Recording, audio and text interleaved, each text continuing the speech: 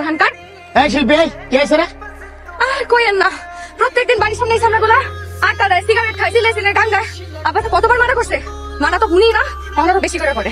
এলাকে চিন্তা করছি আমি সোজা আঙুলে যেহেতু গিয়ে ওঠে না, আঙুলো দেখা করবো। এলাকে লাঠি নিয়ে নামছি। ধরেন না, আপনার ধন্যবাদ।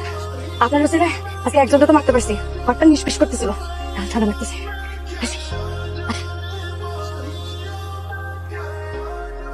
মায়াটা কে করো ভাই? এই আমাদের মাস্টার সাহেবের মায়া শিল্পী। সুন্দর। বিবাহিত না অবিবাহিত? এটা শুনে তোমার কি লাভ? তুমি তো আবার স্পেশাল সত্যবাদী। শুনেন, কিছু কিছু সুন্দর জিনিস পাইতে হইলে অনেক কিছু ছাড় দেওয়া যায়।